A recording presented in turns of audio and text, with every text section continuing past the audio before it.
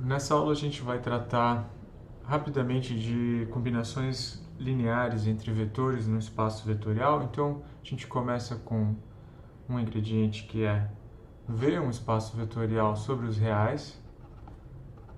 Então isso quer dizer que os escalares, né, os números que a gente usa para construir esse espaço vetorial são os reais. Certo? Poderiam ser os complexos, por exemplo, mas nesse curso a gente sempre vai tratar dos reais. Outro ingrediente é um subconjunto S de V qualquer, possivelmente vazio.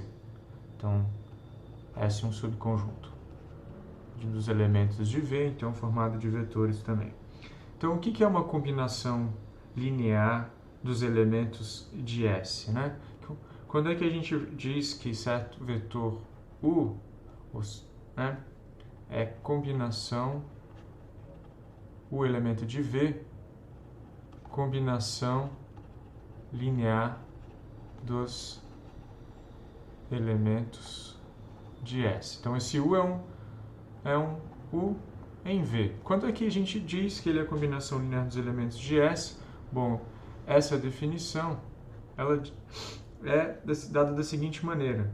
Se você encontrar, né, certos vetores, por exemplo, V1, V2, Vn, de S, e números reais, ou escalares, vamos chamar de α1, α2, etc., αn, escalares, números reais, tais que U pode ser escrito como uma soma desse tipo, então α1 que multiplica V1, V1 é um elemento de S, α1 vezes V1 vai ser, de maneira geral, um elemento do espaço vetorial V, né? α2, V2, mesma coisa. Se você soma esses dois, pela propriedade de fecho, continuam em V. Então, U está sempre em V. Mas ele é formado por essa combinação dos elementos de S. Então, V1, V2, V3 e Vn são elementos de S e a gente forma essa combinação dos elementos de S e obtém um novo vetor, que está em S, em V em geral, certo? E a gente vai dizer que V é combinação linear dos elementos de S quando ele pode ser escrito dessa maneira para alguns vetores em S e certos escalares em R. Se convenciona dizer o seguinte: se S é o conjunto vazio, então o conjunto das combinações lineares, então o conjunto das combinações lineares, vamos pensar S qualquer. Então, o conjunto das combinações lineares de S a gente vai denotar por esse símbolo aqui, com colchetes. Se eu não me engano, essa é a notação do Boldrini. Então o U, esse U de antes, como ele é a combinação linear dos elementos de S, ele está nesse conjunto, certo? Esse conjunto com colchetes, ele em geral é diferente de S. A gente vai chamar ele de espaço gerado. Então, S é o espaço gerado,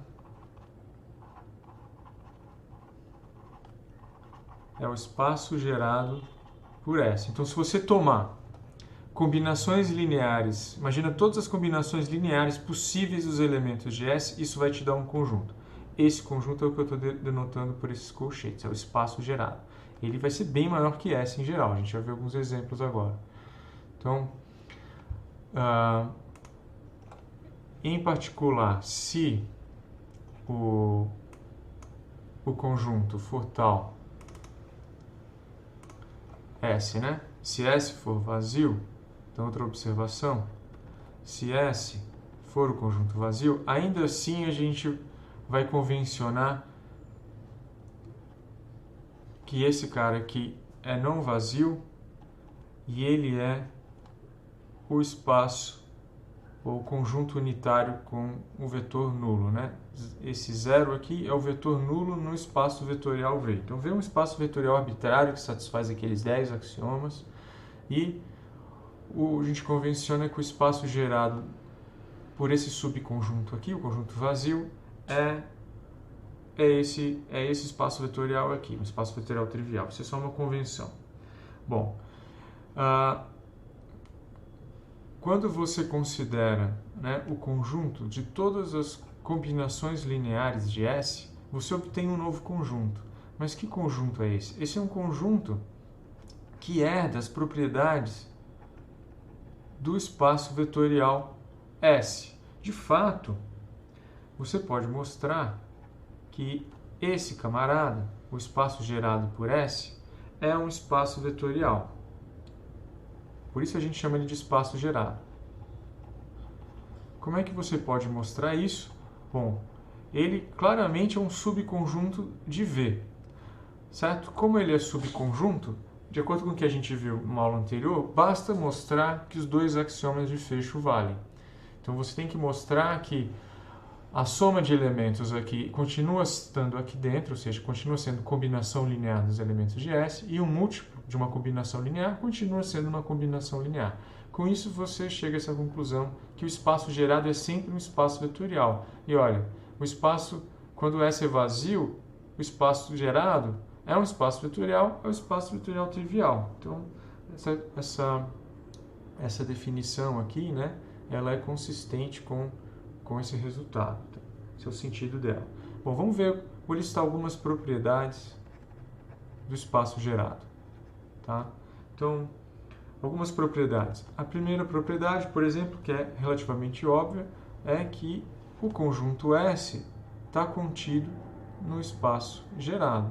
Porque você pode entender, né, que todo elemento de S é uma combinação linear de elementos de S, né? Uma combinação linear bem simples, né? É 1 vezes ele mesmo. Então está aqui dentro. A segunda propriedade é que imagina que você tem dois subconjuntos, S1 e S2. S1 contido em S2. Ambos são subconjuntos de V.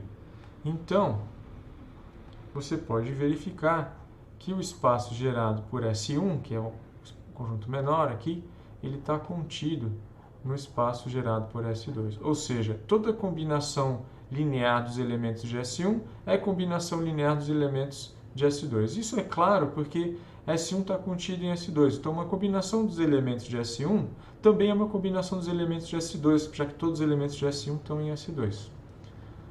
Terceira propriedade, talvez um pouco menos óbvia, que é a seguinte: se você considerar o espaço gerado por S, a gente já sabe, esse é o conjunto, né, formado por todas as combinações lineares de elementos de S. Agora imagine que você pega esse conjunto aqui e toma combinações lineares dele mesmo.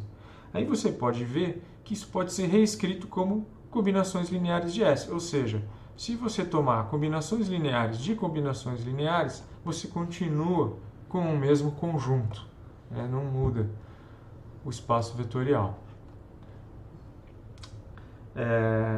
Finalmente, uma menos óbvia, talvez, essa daqui. Vou pegar dois subconjuntos, tá? Quaisquer. Então, se 1 e S2 são subconjuntos de Vzão, então você pode mostrar que o espaço gerado pela união desses conjuntos é um espaço vetorial que a gente viu na aula anterior, que é o espaço soma. Tá? Não é difícil de ver isso, né? Isso aqui é uma identidade, né? É uma igualdade entre conjuntos, então todo elemento que está no conjunto da esquerda está no conjunto da direita, e todo elemento que está no conjunto da direita está no conjunto da esquerda. Então, vamos supor, por exemplo, que eu quisesse provar que esse conjunto aqui, o espaço gerado por S1 união S2, está contido aqui dentro. Então, tem que pegar um elemento arbitrário da união e mostrar que ele pode ser escrito como uma soma. Então, vamos lá. Vamos supor que eu pegue, vamos fazer essa prova desse 4. Na implicação da ida. Então, imagina que eu pegue um elemento que está aqui. Então, por definição, ele é uma combinação linear dos elementos de S1 união S2. Então, eu sei o seguinte, que existem certos vetores, né? V1, vamos chamar V2, etc., Vn, desse conjunto, S1 união S2, e constantes, ou números reais. Alfa1, alfa2, alfa-n, né? Tais que, estou usando a definição de combinação linear, tais que U é uma soma desse tipo. Muito bem, mas você sabe, né? Você sabe que V1, V2, Vn estão na união. Então, alguns deles estão em S1, alguns deles estão em S2. Sem perda de generalidade, vamos supor o seguinte, que os primeiros P estão em S1 e o restante, de P mais 1 até N, estão em S2. Então, isso me diz o seguinte, né? A gente está supondo que é assim. Se não for assim, a gente pode simplesmente reordenar os índices aqui, né? Se fosse V1, os ímpares em S1, a gente renomearia os índices desses vetores, chamaria eles por outros nomes só para obter nessa forma. Isso não é relevante. Então, suponho que é assim só para simplificar a escrita. Então, como fica a nossa combinação linear? A nossa combinação linear ficou assim. Alfa1, V1 até alfa P, VP é uma combinação dos elementos de S, certo?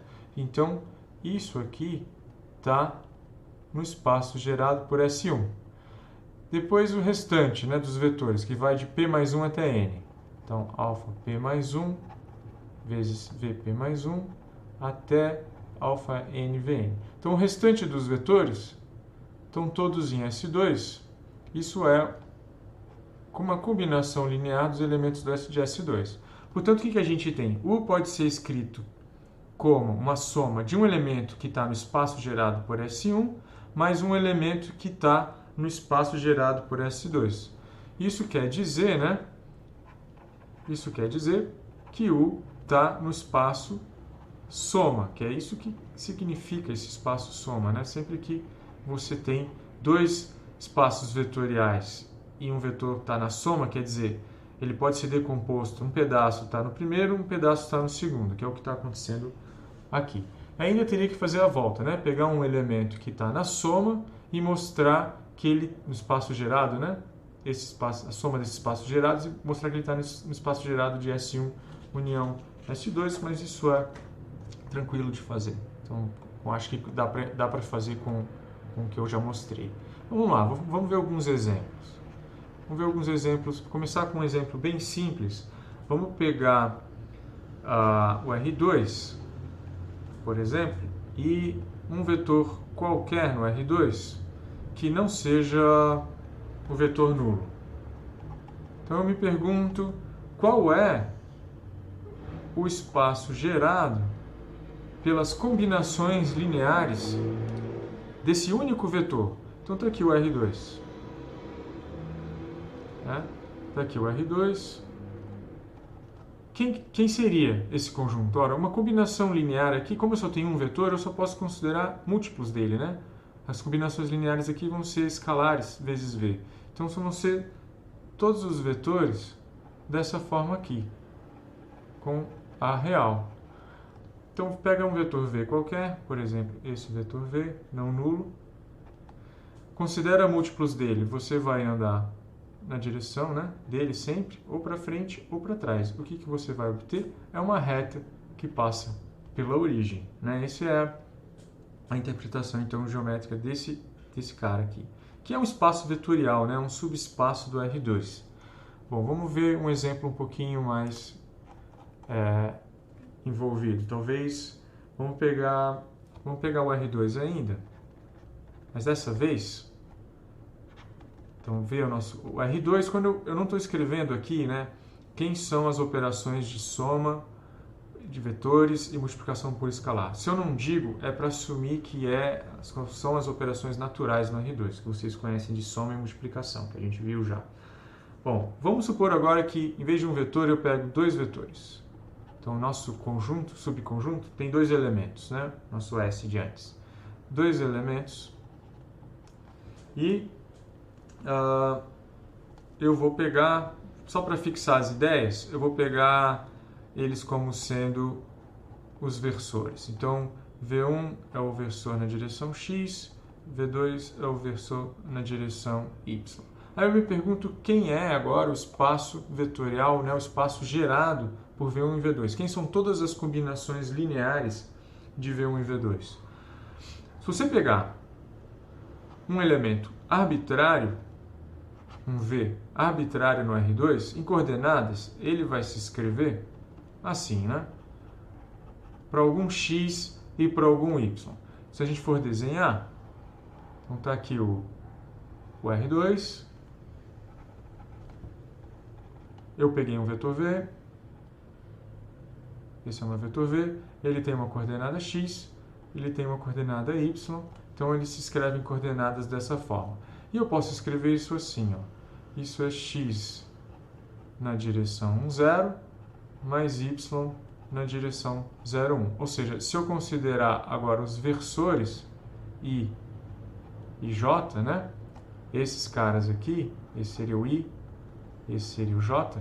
Então ele vai andar X na direção I e Y na direção J, e você, saindo da origem, chega nesse ponto aqui, ou seja, você caminhou ao longo desse vetor V e chegou aqui, a ponta dele.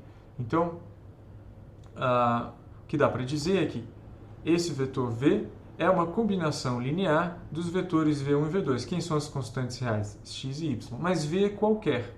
Então, estou dizendo que qualquer elemento do R2 pode ser escrito como combinação linear dos vetores V1 e V2. Então, nesse caso, V1 e V2, o espaço gerado por esses versores é todo o R2. Mas não precisa ser assim, né? Por exemplo, se eu vamos pegar um exemplo de espaço de dimensão um pouco maior. Vamos pegar o R3 e vamos pegar dois vetores não colineares. Por exemplo, V1 e V2, elementos do R3, só que V1 e V2 não nulos e V1 não é múltiplo de V2, ou seja, eles não são colineares, né? Nesse caso, o que a gente vai obter? Quem é o espaço gerado por esses dois elementos? Então, considera todas as combinações lineares, né? Você tem agora o R3 aqui. Então, você pega um certo vetor V1, um certo vetor V2, e agora você considera todas as combinações lineares deles. O que você vai obter? Ora, você vai obter um certo plano, né, que passa pela origem. É um certo plano π que passa pela origem, já que eles não são colineares. Você pode expressar uma coordenada, né?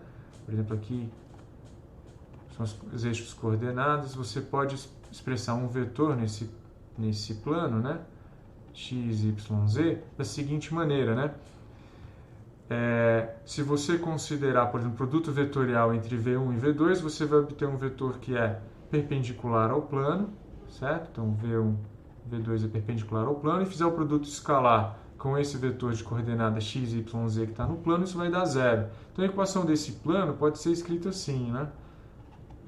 Produto vetorial dá um vetor normal ao plano, vezes as coordenadas de um vetor que está no plano. Isso tem que ser zero. Então, claramente, isso é um espaço vetorial, é um subespaço do R3, né? São todas as combinações lineares de V1 e V2. Vamos gerar esse plano que passa pela origem, né? Um caso mais geral daquele primeiro. A gente pegou uma reta passando pela origem, que são as combinações lineares de um único vetor. Aqui no R2, a gente pegou combinações lineares de dois vetores. No R2, obteve o espaço inteiro. A gente vai ver exemplos onde isso não acontece. Então, a gente precisa saber distinguir quando é que a gente obtém o espaço inteiro, ou quando não obtém, né? Obtém um subespaço. Então essas vão ser as noções, né? A gente vai introduzir na próxima aula as noções de dependência e independência linear. Para encerrar, vamos ver alguns exemplos que fogem um pouco de vetores como a gente conhece no R2 e no R3. Vamos pensar agora, por exemplo, num espaço vetorial um pouco mais abstrato. Espaço vetorial, por exemplo, das matrizes 2×2 com entradas reais. E vamos pegar dois vetores aí que são, por exemplo, esses aqui. Um vetor é uma matriz 2×2 com essas entradas, o segundo vetor é essa outra matriz aqui. Bom, quem é o espaço gerado por esses dois vetores? A gente teria que considerar, então, uma combinação linear, né? Então, se eu pegar, por exemplo, vamos pegar V, um elemento do espaço gerado. Ora, necessariamente ele é uma certa combinação linear desses elementos, por definição, com constantes, né? X e Y são números reais aqui. Ora, que cara tem em V? Basta a gente abrir aqui o lado direito, né? Olha lá, V é X que multiplica V1 mais Y que multiplica V2. Ora, então V tem essa cara aqui, somando essas matrizes. Então, quem é o espaço gerado? Ora, são todas as matrizes desse tipo. Então, eu posso escrever que é esse conjunto aqui. Vocês podem se convencer de que isso é um subespaço vetorial das matrizes 2×2, de maneira geral, né? Vamos ver, por exemplo, mais um exemplo no M2. Por exemplo, vou pegar, continuo com esse espaço, aí eu pergunto agora, se eu considerar um subconjunto que é composto pelas seguintes matrizes.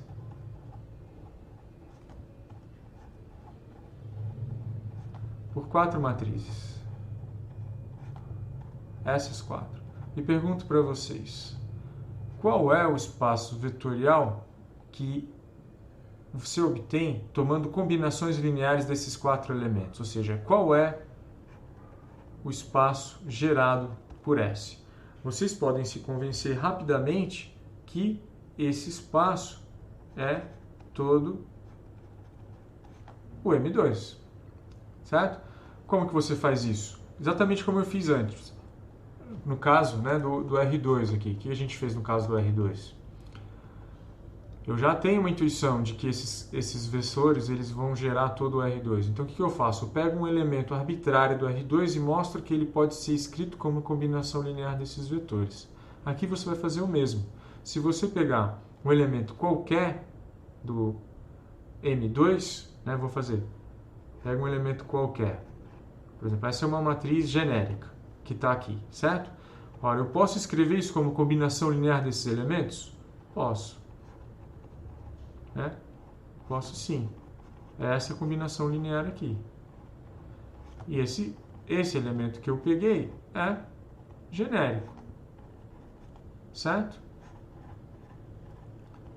A, B, C e D são quaisquer. Então, isso mostra que qualquer matriz 2×2 real é combinação linear desses elementos. Aí você pode se perguntar, será que eu posso tirar um deles e continuar obtendo todo o M2? Que critério eu tenho para dizer que eu preciso mesmo desses 4, não são 5, ou de repente com 3? Tem que ser esses 4, poderiam ser outros 4 elementos. Então, todas essas questões a gente vai tratar mais para frente. Ainda sobre essa situação de você poder ou não ter um espaço todo, tentem se convencer, por exemplo, que se você pegar o Rn, o espaço das ênuplas de números reais, esse conjunto aqui, formado por todas as ênuplas que tem 1 numa posição e 0 na outra. Então, a primeira tem 1 na primeira posição, 0 na outra. A segunda tem 1 na segunda posição, 0 nas outras. E assim por diante. A terceira tem 1 na terceira posição, 0 nas outras. e assim por diante até você chegar à última, que tem 0 em todas as posições, menos na última. Então eu escrevi aqui quantos vetores. S tem n elementos, certo? Porque eu tenho um em cada posição, essas são n-duplas, então eu tenho n deles. A pergunta é se eu posso escrever um elemento arbitrário desse espaço vetorial como combinação linear dos elementos de S. Em outras palavras, é verdade, isso aqui, o espaço gerado por S é todo Rn? Bom, procedendo exatamente como aqui em cima, você pode mostrar que sim, usando a estrutura de espaço vetorial do Rn. E todos esses exemplos que a gente viu são exemplos em que você tem um espaço, um subconjunto S, com um número finito de elementos. Então, o espaço gerado por S, a gente vai dizer que é finitamente gerado, porque ele é gerado a partir de um número finito de elementos. Por exemplo, poderia ser um espaço até de funções, infinitamente gerado. Eu posso pegar, por exemplo, o espaço vetorial dos polinômios de grau até n. Então, esse é o espaço dos polinômios de grau menor ou igual a n. Esse é um espaço finitamente gerado? Ele é finitamente gerado.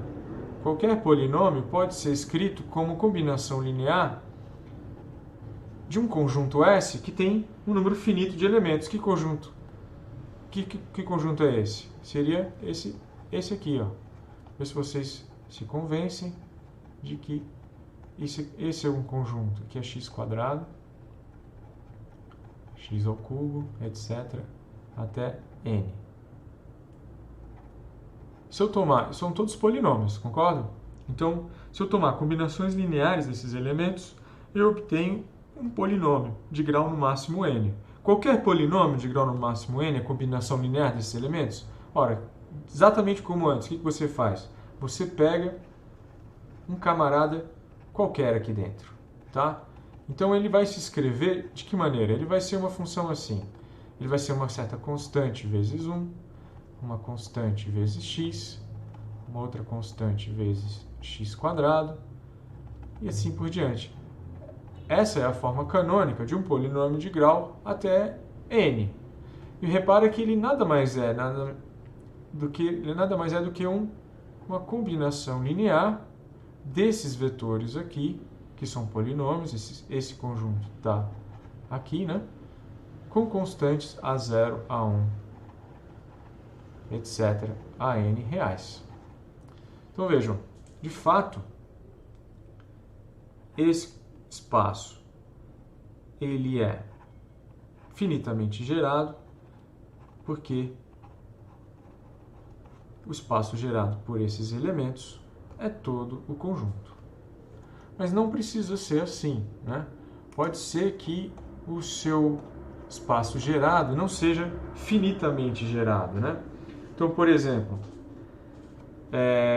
imagina que eu pegue o espaço vetorial de todos os polinômios. Então, esse conjunto aqui é um espaço vetorial, é o espaço vetorial de todos os polinômios, de todos os graus possíveis, certo? Não são só os que têm grau no máximo n, pode ter qualquer grau. Qualquer polinômio está aqui dentro. Isso é um espaço vetorial. Vocês podem se convencer de que, se você somar elementos aqui, você continua obtendo polinômios. Se multiplicar por escalar, você continua obtendo polinômios. Isso aqui é um espaço vetorial. Você tem todos os axiomas satisfeitos. Agora, não é possível que ele seja finitamente gerado. Como é que você mostra isso? Você toma um conjunto com um número finito de elementos. Por exemplo, assim. Pega um subconjunto de P com um número finito de elementos. E supõe que eles são todos polinômios não nulos e eu estou ordenando nos graus. Então, P1 tem o menor grau, P2 tem o grau maior que P1 e assim por diante. Peguei todos os polinômios com grau maior ou igual ao anterior. O que você pode mostrar é que se você pegar uma combinação linear desses elementos, então eu estou dizendo que o grau de P1 é menor do que o grau de P2 e assim por diante. Certo? Eles poderiam ter todos o mesmo grau, certo? O fato é que isso aqui não é nenhuma restrição, é só uma maneira de escrever o conjunto, certo? Eu estou enumerando os polinômios dessa maneira, de tal forma que o polinômio com índice maior aqui é o de maior grau. Aí se você pegar uma combinação linear qualquer dos elementos, né? Pega um elemento que está aqui. É uma combinação linear. Então ele é dessa forma. Ele é assim, uma constante vezes o primeiro, uma constante vezes o segundo, etc. Então você pode se convencer de que o grau desse polinômio P ele não pode ser maior do que o grau do polinômio de maior grau do polinômio Pn. Você não pode somar polinômios, né, que tem grau no máximo igual ao grau de Pn e obter um polinômio com grau maior. Então o grau dessa combinação linear é menor ou igual ao grau de Pn. Claramente, então, o espaço gerado por S só contém polinômios de grau no máximo igual ao grau de Pn. Portanto, não pode ser que o espaço gerado seja todo esse cara aqui, todo o espaço original. Então, esse espaço vetorial, ele não é finitamente gerado. Isso pode acontecer. Em certo sentido, ele é maior do que os outros. A gente vai deixar isso um pouco mais preciso mais adiante. Mas, por enquanto, é só isso que eu tenho para falar sobre combinação linear.